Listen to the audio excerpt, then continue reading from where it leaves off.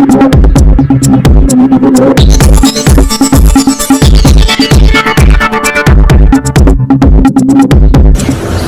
నా పేరు Konaseema today news కి స్వాగతం.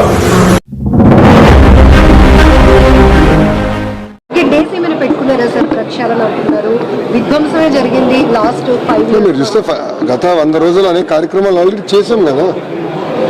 గతంలో ఐటీ మంత్రి గారు ఎప్పుడు ఐటీ కంపెనీలతో విశాఖపట్నంలో సమావేశం ఏర్పాటు చేసుకోవాలా 5 సంవత్సరాల్లో.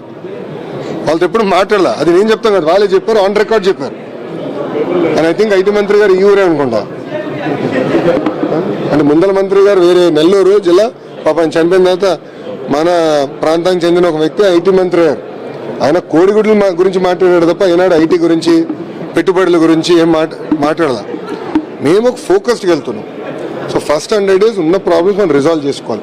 ఇప్పుడు మీరే చూస్తారు, టాటా సన్స్ చైర్మన్ చంద్ర గారు వచ్చారు. గతంలో ఇప్పుడు వచ్చాడా ముఖ్యమంత్రి గారు కలిసి? ఆయన వచ్చి ఆంధ్ర రాష్ట్రానికి పెట్టుబడులు ఎట్లా అట్రాక్ట్ చేయాలని దానిపైన ఒక టాస్క్ ఫోర్స్ వేస్తున్నామంటే ఆయన వైస్ చైర్పర్సన్గా ఉంటానని చెప్పారు. ముఖ్యమంత్రి గారు చైర్పర్సన్గా, చంద్ర గారు లాంటి వ్యక్తి వైస్ చైర్పర్సన్ కూడా.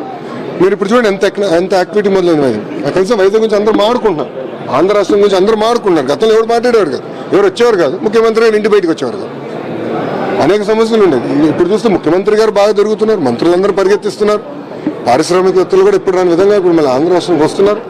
భోగాపురం ఎయిర్పోర్ట్ గురించి ఆల్రెడీ ముఖ్యమంత్రి గారు 2-3 సార్లు సమీక్ష చేశారు. గౌరవ కేబినెట్ శాఖ మంత్రివర్యులు, సివిలేషన్ మంత్రివర్యులు రామ్మోహన్ నాయుడు గారు కూడా సీరియస్గా దాన్ని టైం కన్నా ముందలు చేయాలన్న లక్ష్యంతో పనిచేస్తున్నాం. సో ఇవన్నీ ఇప్పుడు సెట్ చేస్తున్నాం.